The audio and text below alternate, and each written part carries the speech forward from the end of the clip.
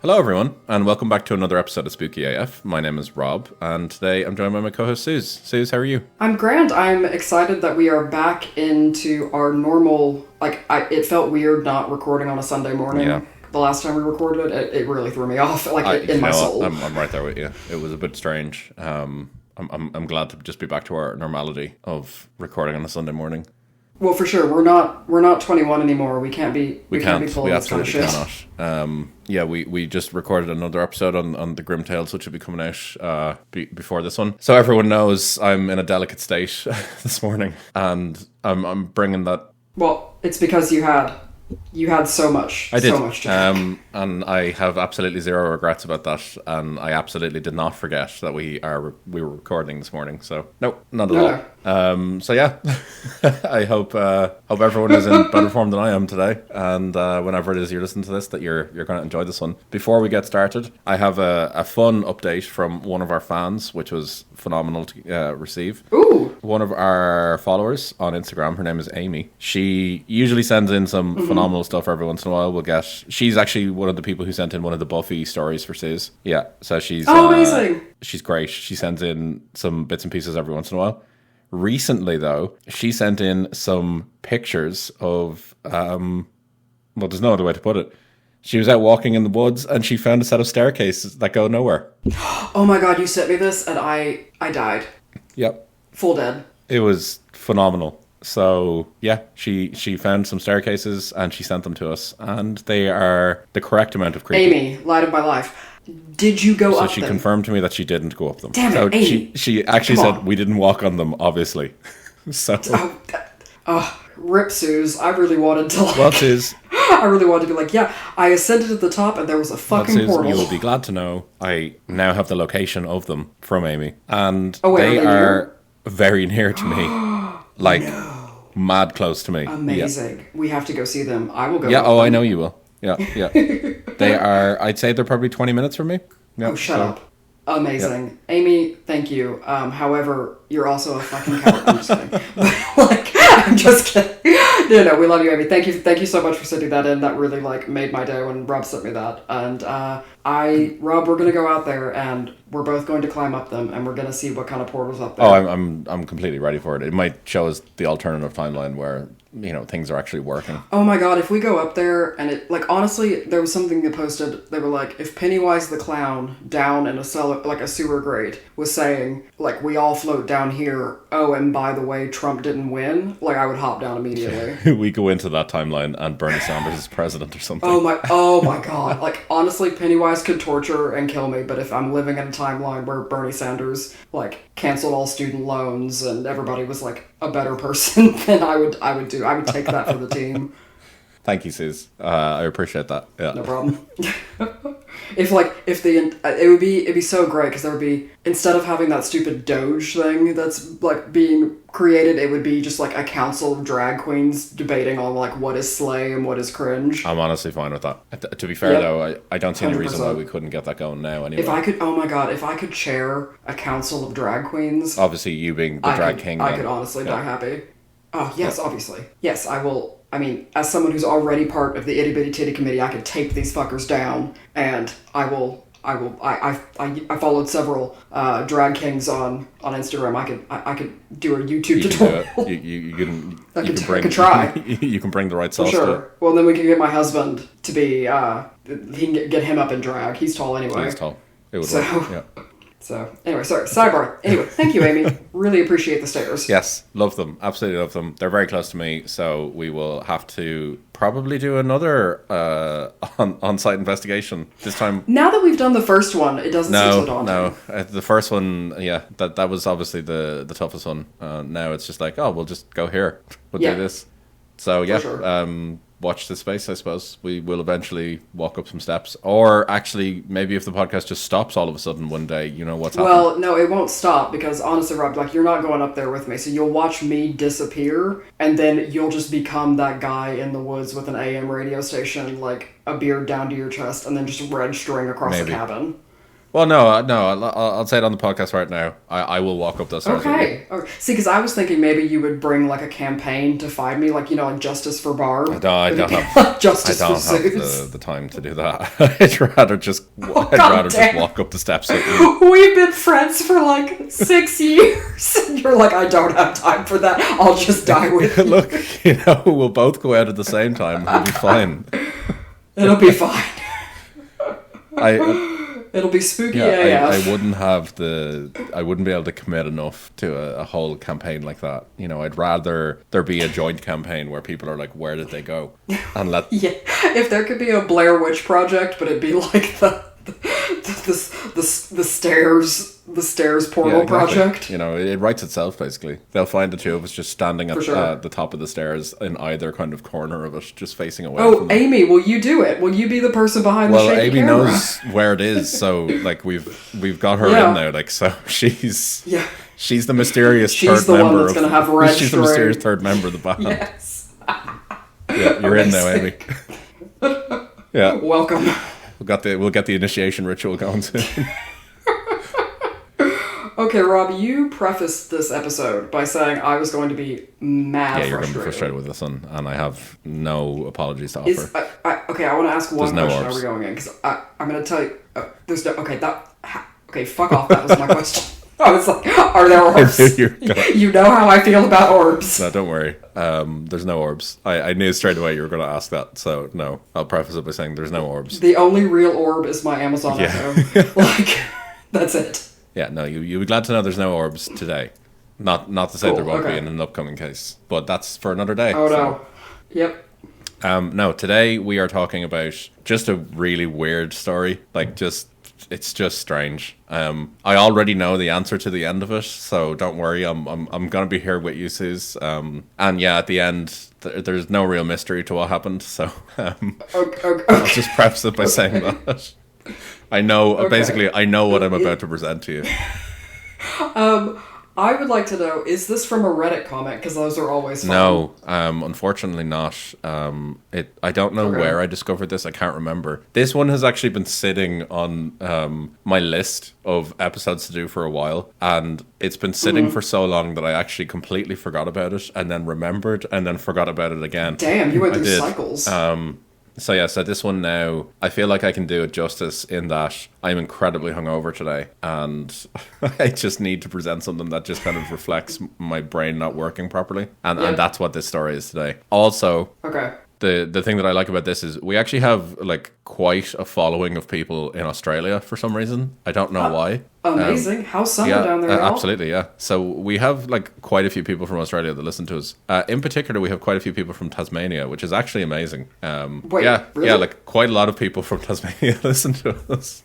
Damn, what are y'all doing down there? So Amazing. hello, thank you for that. Hello, Tasmania. You have a very similar climate to us, actually, to be fair. So maybe that's why they get it. But yeah, so we have Australian fans, is the point I'm making. And the case today, I think it might actually be our first venture into Australia. Ooh. So, we're bringing, we're arriving to where the fans are, basically, today. And I will just also say there's some pronunciations in here that I did look up and try to figure out how to pronounce them. I'll probably still get them wrong, so I'll just apologize ahead of time. And that's going to be the only time I'll apologize for it. We do our best. It's fine.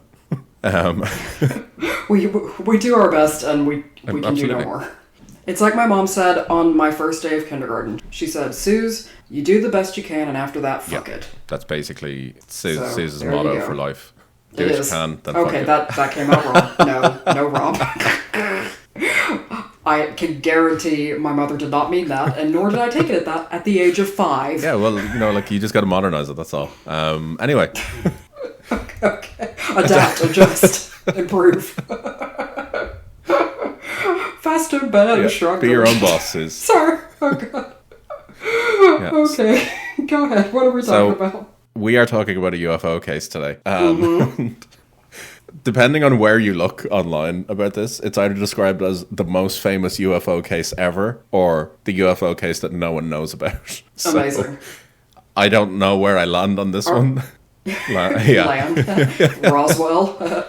But we'll see where we go. So today we are talking about the apparent alien abduction of Amy Rylance from Queensland, obviously in Australia. And this one is a weird story, and I'm so happy to be sharing it with you today, Suz. So this is a fascinating case from October 2001, and I'll just point out, if this is true, it's phenomenal. It's like basically the best UFO case ever. If it isn't, which it most likely isn't, then it's some sort of weird scam that I'm going to get into at some point. But this story includes a winery, a UFO, somebody floating, the Men in Black, and then investigations taking place from multiple groups. This sounds like an episode of X-Files that's hotly debated whether it's genius or like trash. So I want you to hold that thought for a moment, because there's a specific... Yeah, so... Okay. It's the X-Files that I actually have in mind when I'm going to be talking about this. There's going to come a point where I'll reference the X-Files and you'll know what I'm talking about, and it'll be the reason why I think this may not necessarily be true. So, in October 2001, this story kind of started to come out as obviously a UFO case, but initially people that were looking into it didn't really know what to think of it. But then as the events kind of began to like unfold in real time, there were just several bizarre twists and like revelations about the story along the way that has left people mad confused about this. So to a lot of people, the incident is basically this elaborate hoax that failed to basically get the participants any money or fame. To others, it's basically the event that's been seen as basically the most compelling alien case ever that has somehow managed to just quietly disappear into some form of obscurity that no one really knows because about. Of the work of the Men in Black. So we are going to the 4th of October 2001 in the town of Gundiah, and there's a group of people here, Keith Rylance, Amy Rylance, and their business partner Patra Heller. They all live in this area in Gundiah. So they were living in these kind of like holiday temporary home kind of caravan style things, and they're sitting down for the night in the Rylance property. And so the reason why they're living in these temporary homes is because they're actually living in the middle of a like development. So it's like a building site basically where they're living, and they're setting up this business called the Whispering Winds Winery, which is some great alliteration there. And yeah, this is their whole thing. Like, this is the business that they're going into. So it's Keith, Amy, and Petra. So they're living there in these caravans. And on this particular night, I believe it's around 9:30 p.m., Keith was already in bed asleep. He was in like the main bedroom. Petra was in her room in the annex of the caravan. But Amy, however, decided to remain in the lounge area. So she's the wife of Keith. So she decided to stay in the lounge area of the annex, and it's basically in between both of the bedrooms, effectively. So she says she's going to stay up. She wants to watch some TV. And apparently there was a storm outside that was like quite a severe storm, and it was, by all intents and purposes, seemed to be kind of growing more intense by the minute and getting closer. So her plan was basically to stay up watching TV for a while and then probably just fall asleep on the couch listening to the sound of the rain or whatever, the storm. Which, to be fair, I'm kind of on board with that. I love the sound of like rain outside and all that. So yeah, it's cozy. So this is fine. Everything's grand. Nothing kind of happens. So Petra then, she says that she woke up around 11:15 p.m. So nearly 2 hours later. And she left her room to go into the lounge area. And when she arrived there, I'm going to tell you exactly what she said she witnessed, and then I'm going to get your reaction to it, sis. Okay. So, just to say, she basically witnessed events so extraordinary that she said that her mind struggled to comprehend what was happening. So directly in front of her, coming in through an open window of the lounge, was a rectangular beam of light, inside of which Amy was still in the position she'd presumably fallen asleep in, with several items from the nearby coffee table also floating in this mysterious beam of light. Petra followed the beam looking for its source, and she looked outside the caravan, and she could see the light stretch back towards a disc-shaped object hovering at tree level a short distance away, at which point she then says she lost consciousness because she was so overwhelmed and frightened. Okay. I mean, fair response, I suppose. I mean, I'm just thinking, like, I think this episode will come out after our next Grim episode. Like, if it was that dude, he'd be like, I'm not fucking scared. I could beat up an alien. But Petra was obviously like, oh, I need to separate my mind from my body right now, Jesus. Yeah, so she comes out and sees her friend basically floating in the air at the window in this beam of light, and basically her brain just goes, you know what, no, we're not dealing with this. Yeah, exactly. Like, actually, no. So this immediately to me... Wait, are you saying she cognitive behavioral therapied her way out of that situation? She fugue stated herself. Yep. This is making dissociation work absolutely. For you know, and she just really brought that girl boss energy, you know, to dealing with it. Girl boss, gaslight, gatekeep. So yeah, she basically shut down her brain.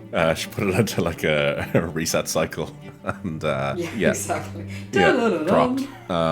So this immediately made me think of, there's an early episode of The X-Files where Mulder's sister is abducted in a very similar fashion, in that she's basically floated out a window. Did we just watch that episode, my husband and I? Yes, we did, because we are going through every single episode of The X-Files. So this immediately is what came to my mind when I was reading it. Absolutely. And I think it's like season 3 or 4. Well, they actually reference it in like episode 10 or something. They have they flash to it. But I'm thinking of this scene that you're describing with Petra and everyone. I'm thinking of it with early 90s graphics. Is that weird? It's exactly how I pictured it as well, don't worry. Yeah. Okay.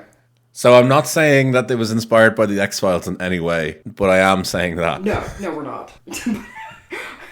We can neither confirm nor deny it was inspired by the absolutely. X-Files. So anyway, going on then. So Petra, as I said, she lost consciousness because of what she had just seen, and she regained consciousness in what she says was only probably a matter of seconds or minutes after this. Mm-hmm. So when she regained consciousness, her mind basically immediately flashed to what she had just witnessed, and the natural response that then came from her was she let out a scream as loud as she could. Yep. And it was basically her intention to wake up Keith, Amy's husband, who immediately came out of the room, went into the lounge area, and was just confused by what he was seeing. So Petra was sitting on the floor, really, as she said, anxious and agitated, and was making little sense. She was trying to explain what had happened, and basically she just couldn't get the words out. So Keith decides to look around the room himself, and he noticed that there was a tear in the screen of the window, at the open windows. You know those screens come down over the window, so you can still have it open, but it stops mosquitoes. Oh yeah, we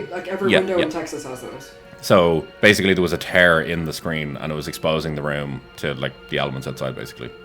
He also noticed basically a bunch of belongings from the coffee table that were on the floor immediately below the open window. Mm-hmm. So cups, pens, all that sort of stuff, all basically gathered by the edge of the window, but inside. So he looked around trying to find his wife. He stepped outside, searched frantically around the property, but she was nowhere to be seen.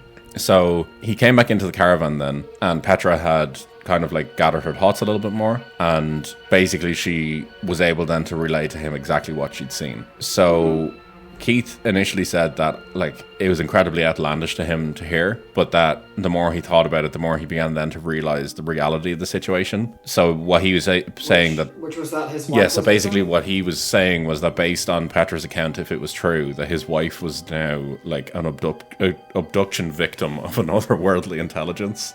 Right. So it's because of the density of bullshit in the air. No, so but okay, his wife is missing, but it is a bit kind of jumping. It's strange. From it's like hearing hooves and saying it's zebras. Yeah, true. Actually, that's a good way of putting it. So I'm going to send you a picture, so you can see the window as he saw it. Okay.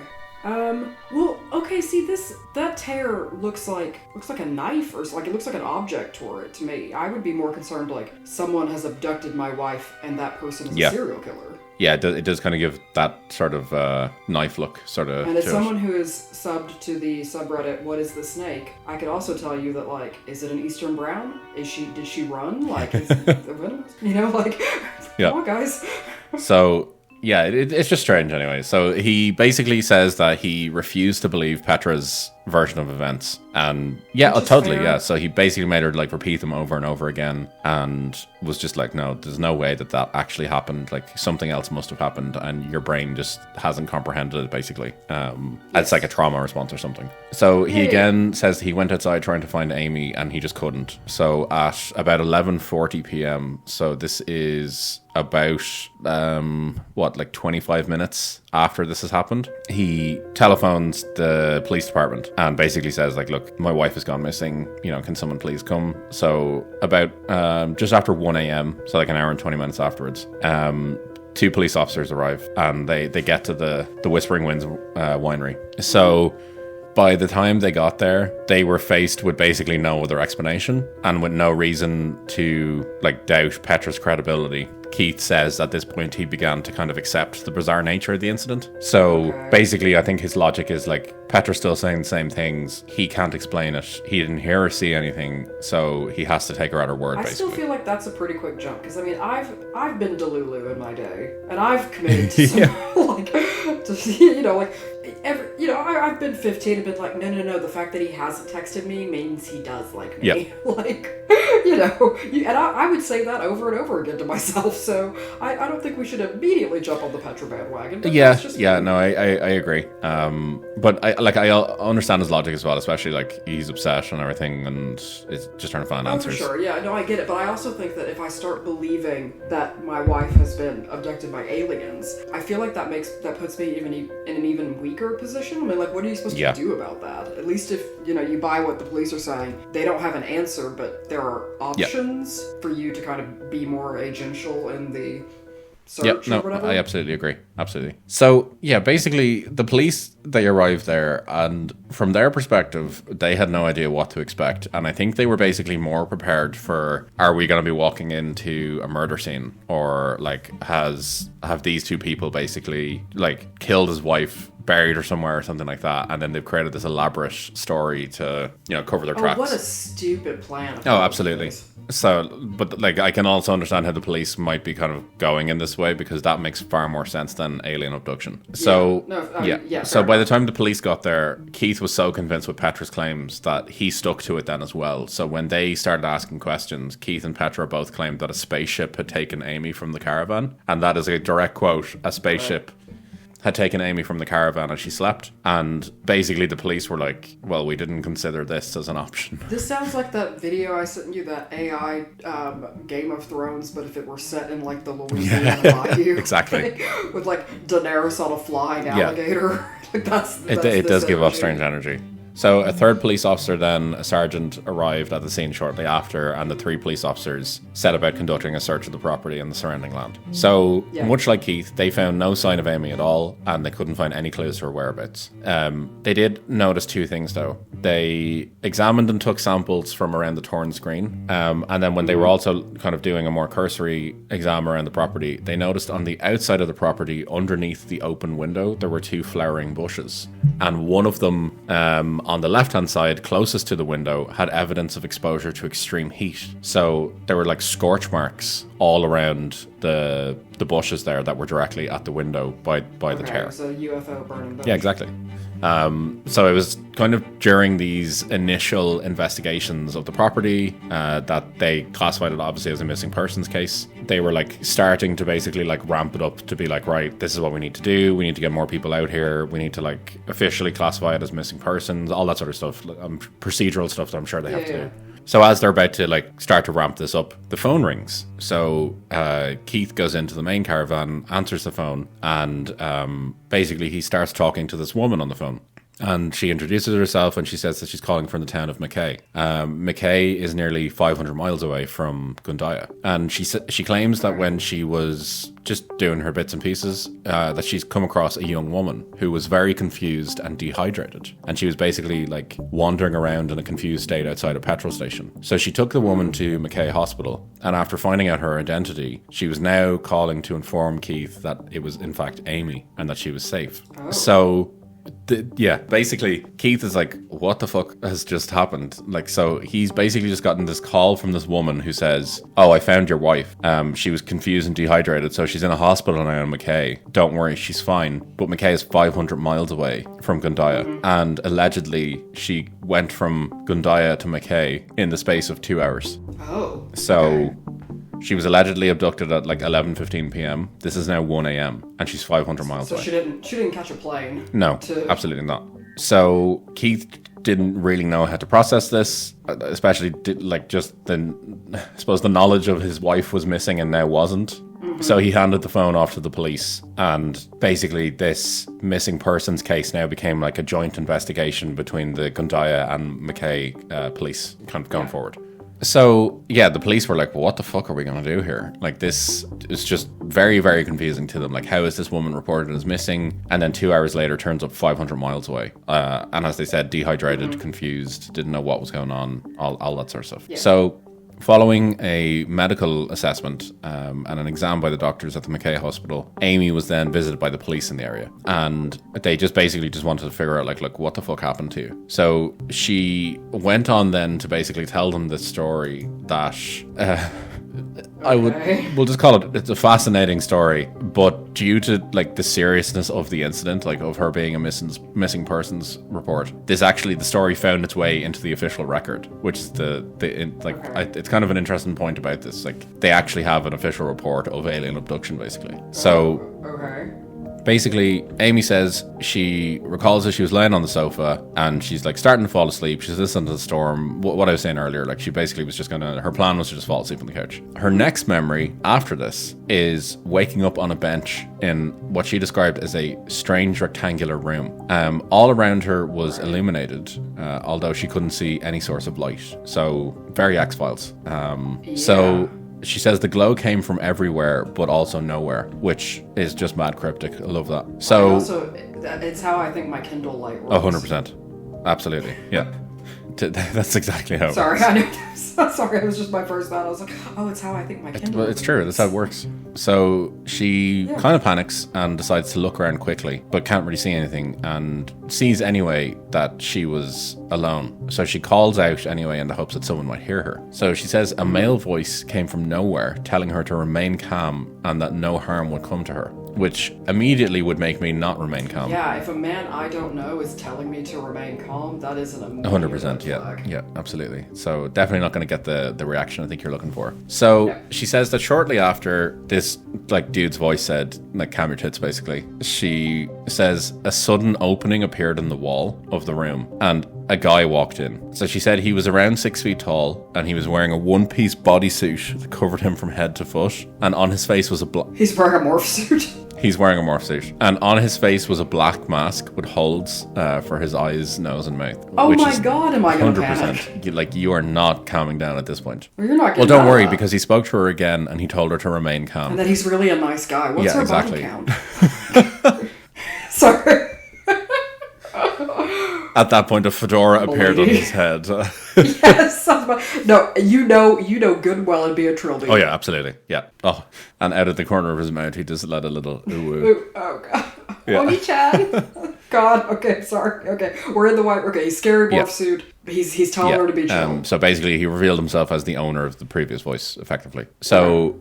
She said that it felt as though she'd been unconscious for a considerable amount of time. Now, I don't know how you can tell that. As someone who's never been unconscious, maybe I'm missing something. But she was able to discern that she felt like she was unconscious for a long period of time. Do you want to know something interesting about our conception of time, by the way? Like our brain's ability to conceive time? Because this might be relevant. Is that some people are really, like, are better tuned to, how understanding how long something's been. Whereas there are some people apparently who have almost no ability to do that. So if you were to blindfold them for 5 minutes, they would be unable to tell you if, like, with certainty whether it had been 5 minutes or 5 hours. Yeah, true, actually, I suppose. So I suppose then she's kind of her own understanding of how she perceives time has passed. Well, she also could have been like, I'm really hungry, I really need to take a dump.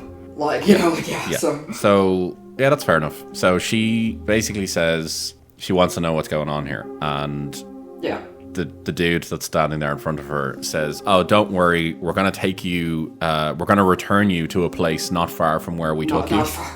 Okay. So she was like, okay. So her next clear memory then is lying back down on the bench and drifting back into sleep. Okay, this is giving me the energy from that guy in the room story. So just like, okay, I'll just go into sleep. So she was like, okay, this is just happening. So she went back asleep. And the next time she woke up, she was on cold ground. So she said that trees were looking down on her menacingly and that she could get the smell of the ocean in her nostrils. That's a direct quote. That's a direct, straight in the nostrils.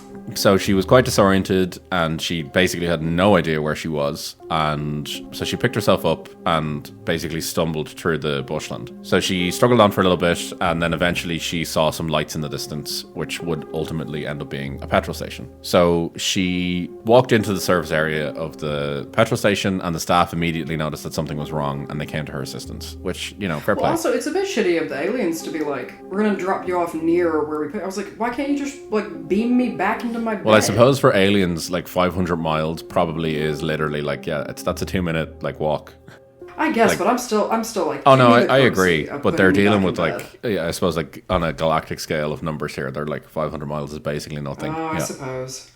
Or they're just assholes. So you know, there's that as well. So so she basically walks in, the staff see her, they immediately come out and they're like, okay, there's something not right here. So they were saying that she wasn't making much sense. They couldn't really get much out of her, but she would take water off them and slowly began to feel a little bit better. So they did kind of confirm that she was like very dehydrated, but she couldn't remember her name, she couldn't remember where she lived, she couldn't basically remember anything at all. She was just really, really confused. So it was at this point then that the woman who had telephoned Keith earlier and spoke to Amy, she took her to the nearby hospital. So a little bit of time passed and the police come to visit her. So she gave her statement to the police and she basically revealed that, and this is where I might lose you. Rob, that's really assuming I'm still on the train with you. So as the police were talking to her, she says that this hadn't happened to her before. However, when she was a young child, she'd witnessed a number of large UFOs surrounded by smaller objects. And basically she said that she had seen multiple UFOs throughout her childhood. So, so to her, it was potentially believable that they would come back for her. Rob, this is the plot of that early X-Files episode where they like get the whole graduating class. It is. It is. Rob. It is. Are you punking me? Is this punk? Unfortunately not. So so she was so sure of her, her story that she actually signed agreements that basically said that she would allow for prosecution against her if any of her statements were proven to be false. So like she was that kind of certain. So so Keith and Petra were obviously like 500-mile drive from McKay. So the police booked her into a motel for the remainder of the evening. So. Keith and Petra arrived the next day in the afternoon of the 5th of October, and the three of them would basically try to figure out what happened. And they basically attempted to put together some sort of timeline based on their own accounts of the evening. And they basically just tried to just figure out what had happened. At this point then, they also said that they did an exam on her body as well. So it was done in the hospital and I don't think anything was returned. But when they did it, they claimed that they took pictures of several what they called strange triangular arrangements on her inner right thigh and on each of her heels. They also claimed that she had only dyed her hair blonde a few days earlier. However, they found that there had been distinct growth of hair showing her natural darker color coming up. So basically, like, it didn't look like she just dyed her hair at all. It looked like that her hair had been growing for quite a while. I do like to think there was some like camp man, potentially a twink on the police department that was like, oh, look at her roots, Jesus. Like, and then them being like, oh yeah, because I mean, what at this time period, what heterosexual man on the police force is going to point that out? Yeah. So it took her husband and business partner to point it out. So so they said that her. Then it was misogyny because they were like, God, you did look better. It's just you look different shit now. So Well, ever since the baby, it's just been different. Ever since the abduction, God, Amy, we get it. Okay, you were abducted. Have you thought about what I go through at work? Fuck. No. So they basically were like, so her hair has been growing for quite a while. She's got these weird things on her thigh and on her heels. They can't figure it out. So it's just kind of it's just kind of interesting, I suppose, that they're kind of saying that they're suggesting that she was away for considerably longer than just a few hours, basically. So there's that whole time dimension thing comes into it again. Yeah. So yeah, her other thing then was that she said as well that confused her more was that she claimed that she shaved her legs regularly, apparently, but she claimed that when she ran her hand over her legs, it felt as though she hadn't done so for several days. Okay, that's just called... Okay, sorry. Speaking as someone who does shave their legs semi-regularly, that is just, like, you get the shivers after you shave. So... I'm sorry. That cannot... That is a piece of evidence I refuse to believe. Well, Suz, we're submitting it as formal evidence, so... Okay. Oh, shit. Okay, it's formal evidence now. So the three of them stayed in the motel and they immediately started to research UFOs and alien abduction because obviously you would. So they eventually found the contact details of someone called Diane Harrison, and she's part of the Australian UFO Research Network. And on the afternoon of the 5th of October, so less than 24 hours after the events, they managed to get in touch with her and they told her about everything that had happened. So she said that due to the, quote, solid light aspect of the case, so you know that like beam of light that came through the window, she wanted to involve a fellow researcher and investigator called Bill Chalker, whose own research was pretty extensive in cases involving this specific phenomenon. So these two UFO researchers were basically like, right, we're on the case. So they gave her their permission, and she passed on the contact details of the motel and had Chalker also ring them. So he eventually rang them and they agreed and consented to recording their conversation while he talked to them. So this is now where people immediately become divided on the validity of this case going forward, and you're going to see why in a second. So the UFO researchers wanted to gather evidence, go about their research business, and try to figure out what was happening. Keith, on the other hand, decided that the thing that they needed to do the most was to immediately contact the media. So that's almost never a good idea. Exactly. For anything. So they basically were pleading with him to like think very carefully about what he was doing, and basically what these two investigators came down to was that according to like their own reports, Keith acknowledged that he hadn't witnessed the events, but basically said that he wanted to control all aspects of the investigation going forward. So they kind of reluctantly agreed to investigate the incident, but I think they were a little bit cautious of Keith going forward. So he's acting a bit sketchy. They arranged to travel to Mackay and meet the three of them there. And Keith said, yeah, no problem. We'll stay in the motel. We'll wait here for you and we'll chat to you when you get here. So on the way, and with, again, Keith and Amy's permission, the investigators also went to the Whispering Winds winery. So it was obviously on the way to Mackay. And they examined the site of the incident there as well. So they arrived in Gundiah at the wine property first on the 9th of October, and they got there quite late, so they decided, let's just stay in the caravan overnight, and then tomorrow we'll do our investigation, and then we'll go to Mackay after that. So while they were there, they observed the family dog that was there, and don't worry, the dog was being fed by a neighbour. Okay, thank God. So they observed strange behaviour of the family dog. So they said that the dog would often jump up at the window with a broken screen, which Amy had allegedly floated through.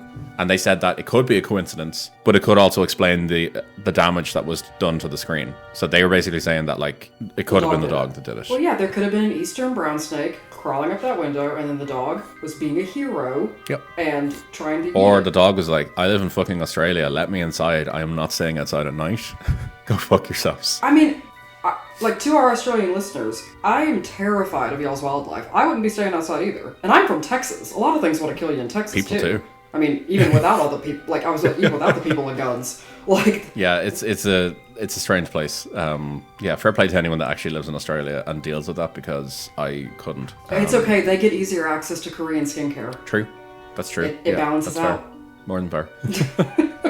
So that's Suz's motivation in life. She can live with the fucking camel spiders and huntsmans as long as she gets that Korean skincare. Oh god, if you give me like a Laneige lip sleeping mask, I'm in. Like, I will pet an Eastern brown snake. I have absolutely no idea what that is, but I'm on board. So I've never tried it, but damn, it looks great. Very good. Well, that's fine then. So they saw the dog doing this and were like, that's a bit sus. So they went then and spoke to the police, and basically they were like, yeah, this is what we observed. And they said that privately they suggested to the police, even at this point, that they thought that this was an elaborate hoax. So they literally like hadn't even met the people yet, and they were already thinking like, yeah, okay, this is well, because this is really giving me the same vibes as the it's like a UFO version of Gone Girl. Yeah, weirdly, actually, that's a really good comparison. Yeah, like, I mean, it's actually kind of works. She's just up in the spaceship giving the cool girl speech. Sorry. So basically, they concluded their investigation on the property, and they were like, right, let's go to McKay now and sort it out. So at this point, they arranged to speak in person with Keith, Amy, and Petra. And they were like, so, come meet us here, we'll have a chat, and we'll go through everything. So when the investigators got to the motel that they told them about, they discovered that they had checked out that morning. So they tried to contact them, and nothing came about it. They apparently left them multiple voice messages. Nothing was answered. They just basically just ghost protocoled them. So they were kind of going like, all right, well, fuck this, we may as well just go then, because there's no point in us being here. But out of the blue, Keith phoned. And he basically apologized to them loads and was like, God, I'm so sorry. It's not like us at all. We were going to stay, but we couldn't. And the reason why we couldn't stay was we've been forced to move to a secret location because of a Men in Black experience. Oh my God. So according to Keith... They have been witness protection because of the Men in Black. So, they've witness protection themselves. So according to Keith... Their car was followed for several days by, as they described, a heavy-duty four-wheel van. And he said that basically it was the Men in Black that was following them, and they needed to ensure their own safety. So he said he'd contact them again several days later, but revealed no new information about their location. This is sounding like a polycule that has descended into madness together. So since paranoia spice on the coffee in the morning. So since that time, the case has remained officially open. However, the whereabouts of Keith and Amy Rylance and their business partner Petra actually remains completely unknown. Fuck off, they just went off the grid. So there's rumors apparently that have been going around online that all three of them currently reside somewhere in the north of England, but there's been no confirmation that this is the case. So basically, the two investigators concluded their report there, and the report is actually online. You can actually see the report. They basically end it with, until further evidence comes up or until we meet with them, we can't say anything else definitive about this until that point. And that pretty much ends it. Basically, this one was abducted allegedly, and they bounced. Wow, I mean, if you think about it as a big performance, it's kind of an amazing ending they committed to the bit so hard they moved trans-pacifically to a different hemisphere for the bit. It's fucking wild. Well, I think it's a bit like my Mortis.com one, in that it's either the most incredible crazy mystery and all that, or it's completely fake. It is it's just some crazy kind of performance or gag or hoax. Yeah, it is fucking mad. I'm just gonna straight up say this is a hoax. Just in case anyone was uncertain. Yeah. But I think I'm just thinking of how we might expand the show moving forward. In that I think we could both buy black suits. And we could just start following people and convincing them that we're the Men in Black. Now that could be fun. You know what? Someone has to do it. So. Oh my God, here's what we do. We go on ghost tours, right? And then we follow other people who were on the tour home in our suits, because they will 100% believe it's the Men in Black, and we are trying to, flashbang them with that Men in Black thing. The neuralizer. But then we also say to them, anytime they get worried, we'll just follow up with, don't worry, remain calm, it's fine. Remain calm. You're being hysterical. Have you checked your ovaries lately? To everyone, regardless of gender or sex. We don't discriminate here. No. Okay, so I have a question about the place where she was allegedly abducted from. How do you spell it? Gundiah. Gundiah. Oh, okay. So, because I was trying to Google it to get a better kind of sense on the map, and I accidentally landed on Gundiah, and that actually apparently has a haunted jail and several alpaca farms, and so I was actually intrigued. I mean, I'm up for going there. I was in the wrong place. Yeah, Gundiah. Okay. So I really don't know what to make of this one. It's such a weird story. Okay, Rob, I actually have a theory. I really do. My theory is that this is a hoax. However, it was done. I'm sorry. What year was the abduction happening? 2001. Let me just confirm. 2001. Okay, yeah, for sure. Okay, so this is what inspired the. Have you ever played The Sims? Yes. Okay, this is what inspired the case of the disappearance of Bella Goth. Okay. Because I'm intrigued. So it came out after The Sims, the original Sims, but it came out before The Sims 2. And if you look on the timeline, it goes Sims 3, the original Sims, and then Sims 2 is the latest on the timeline. And so in The Sims 2, it starts out like one of the pre-made families that's quite famous is the Goths. And Bella has gone missing, from Pleasantview. However, if you switch over to the Strangetown neighborhood, she is an NPC wandering around there with no memories of how she got there. And you can't get her back to to Pleasantview, to her family. And so I 100% believe this is the case that inspired the creators of The Sims 2 on the disappearance of Bella Goth. I will be taking no further feedback on this. Fair. Yeah. So you're just like, okay, cool. Okay. Did I just remove the ladder? You from just the pool fucking neuralized my own brain with that. Yeah. So this inspired both Gone Girl and the mysterious disappearance of Bella Goth. Fair. To me, this is an episode of The X-Files, and I think this is probably some people who were, trying to open a business. Maybe they were needing some additional cash flow, and they saw an opportunity, and it didn't work. I think this is the same energy as, this is what we needed the energy of. We needed that woman, the French woman, who tried to tether the UFO to her car. Well, you see, that woman would she was an absolute legend. That's the difference. Oh, yeah. She would have dropped off the aliens somewhere else. Yeah, she would have, she would have made them pay her for her time, and drop them off somewhere. Yes, she would have. She texts frequently the Men in Black. She does, absolutely. They have blocked her on every social media. And somehow she still manages to message them. Just new accounts every day. Yeah. So, okay. That's how this happened. Okay, such a 100%. strange story. It's really interesting, but so strange. It is. Now, the only thing that I'll say is there's a clip online basically from a news station at the time reporting on it, and yes, it's clearly not it's clearly a hoax and all that. It is very clearly a hoax. But the people investigating it, they talk to two police officers, and the police officers are basically laughing. They can't even hide how they're feeling. And as much as I understand why they're doing it, at the same time I'm like, come on, lads. You're still at this point, you're still talking about a missing person. Yes. Yeah. Well, I think I'm like, you have to. It's a difficult one.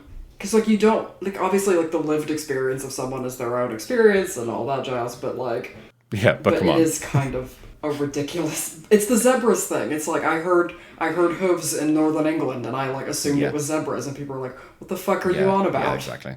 Yeah, it's a weird one. It's fun. It's a weird one, it's a weird one. It was very fun. I greatly enjoyed it. I'm glad.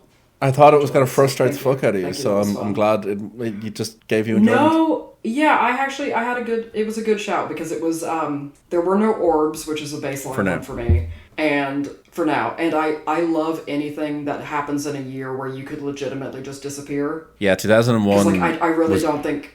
I don't think no, you can't. 2001 was just before it all kind of. It was the last. It was the last gasp of being able to move to a different town and adopt a new identity. This is on a completely different tangent now, but I'm pretty certain that is still a frequent thing that does happen in Australia, where there's people who've been found who've just upped and left, and they've gone and joined some sort of commune or something. And because Australia is so remote, it's a viable thing that they can do. So maybe Australia is the place to do it. Yeah, you have to be uniquely offline and in a big kind of place where there's... Because I think you could probably, if you're uniquely offline, you could probably even do it in far west Texas. Because there would be hours and hours between towns and all that. So I think there are still some isolated. I think you'd probably do it in Alaska. Oh yeah, well that's, you know, you've got free power there anyway from the Black Triangle. Well, yeah, you got free power and you know, free meat from all the bears. Yeah, so you know you're pretty much sorted there. You just got to deal with the like desperately cold temperatures. Well, and you have to dial in your orgasms to the frequency of the Black Pyramid, and that can be a hassle. Yeah, it's gonna take a while, but totally worth it. And with that, and with that, I hope everyone enjoyed this one. As I said, I had fun with this one. I looked into it, forgot about it, looked into it again, forgot about it again. So it came back around the third time. So yeah, this was a fun one. I really enjoyed it. It's a hoax though. So like in case anyone was uncertain, it is a hoax. So you want to tell people about our socials? Yes, our socials are absolutely not a hoax. Although, you know, maybe some of our posts aren't particularly great, but you can get us on Instagram at the Spooky AF Pod. You can find us on Gmail, spookyfpodcast@gmail.com. Do send us an email. We'd love to hear from you.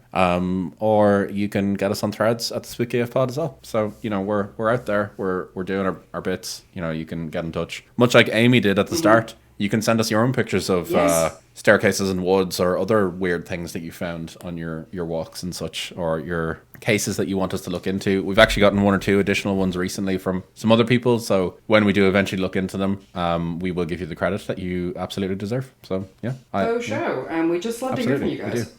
But yeah, with that, I hope you're all having a lovely day whenever it is you're listening to this, and we will catch you in the next one. Take it easy, guys.